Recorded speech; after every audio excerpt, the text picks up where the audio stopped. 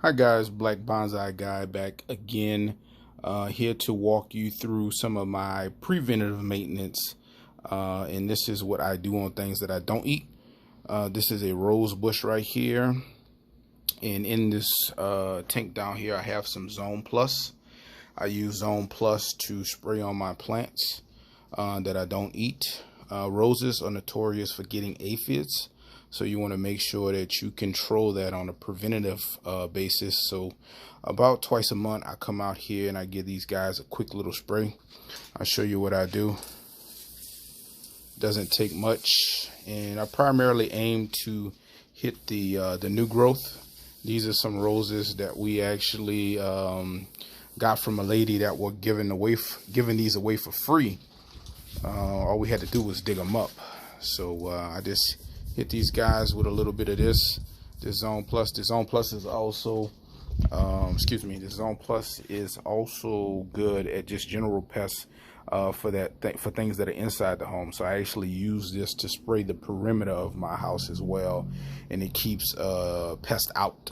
But this is good for using on aphids. I notice when I spray this, particularly on the tips on the new growth, because the new growth hasn't had a chance to be exposed to the chemical. So aphids are typically tend to hang on the bottom side of these leaves on the new growth, and then they'll just start to proliferate their way all the way down the stem, eventually working their way down to the ground and laying eggs. But with this Zone Plus, it controls it real good. This is actually the first time that I'm spraying these guys. We just got these probably about maybe a month or two ago. Actually, it was been 6 weeks since we got these, and we did a transplant. They're starting to push new growth, and we got quite a few of them. I'll walk you guys through those at another day, but I'm gonna get to spraying. We're losing light. I'll stop when I get over to my desert roses. All right, I'm back. These are my desert roses. Desert roses are not in the same family as conventional roses. These grow in the cracks and crevices of mountains. So you want to make sure that you give these guys a good little spray down as well to help them out. These are also prone to getting aphids. Just a little bit. Hit around the base a little bit. We got another one over here. These guys are starting to wake up, and I'm doing this at night when it's cooler outside, because I don't want all of the chemical to evaporate, and plus the bugs that like to eat, some of them do their work at night.